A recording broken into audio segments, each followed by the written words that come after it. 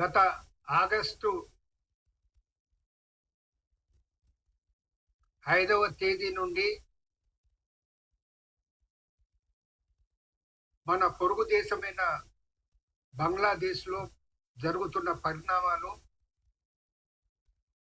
భారతదేశ ప్రజలకు తీవ్రమైన ఆందోళన కలిగిస్తున్నాయన్న మాట మనం చేస్తా ఉన్నాను. బంగ్లాదేశ్ మన పొరుగు దేశమైనందున అక్కడి పరిస్థితులు మన దేశంపై తీవ్రమైన ప్రభావం చూపుతాయి అనడంలో ఎటువంటి సందేహం ఎవరికి ఉండదనే మాట కూడా స్పష్టం చేస్తూ ఉన్నాను. ప్రస్తుత పరిణామాలు ఆ దేశపు ఆంతరంగిక వ్యవహారమైన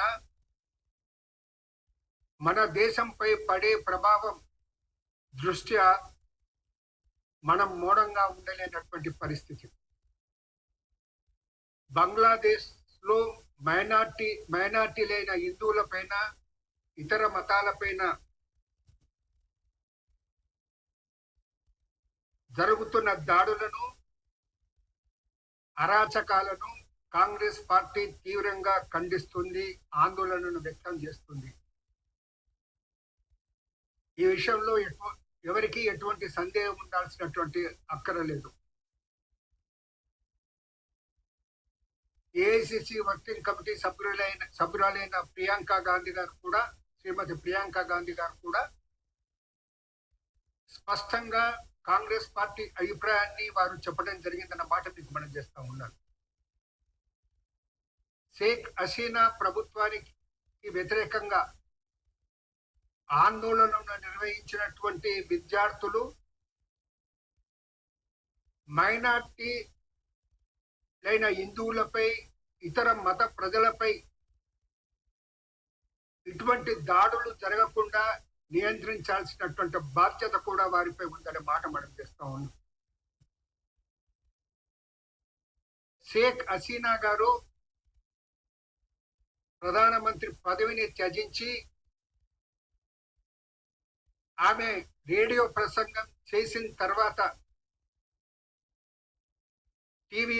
రేడియో టీవీలో ప్రసంగం చేసిన తర్వాత రాజీనామా చేయాలని అనుకున్నా అక్కడ ఉన్న పరిస్థితుల దృష్ట్యా వెంబడే దేశాన్ని వదిలిపెట్టి వెళ్లాల్సినటువంటి పరిస్థితి ఏర్పడింది. నిన్న మొన్న చూస్తే అక్కడ సుప్రీంకోర్టు చీఫ్ జడ్జి కూడా ఒత్తిడిల మేరకు అనేది రాజీనామా చేయాల్సినటువంటి పరిస్థితి ఏర్పడింది.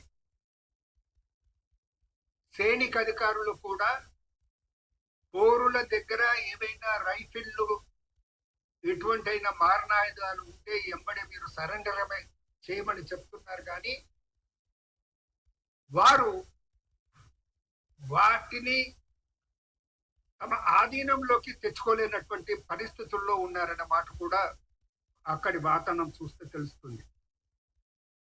భారత ప్రభుత్వం, ప్రధాని మోడీ ఈ విషయంలో తీసుకోవాల్సినటువంటి ఆగత్యం ఉంది.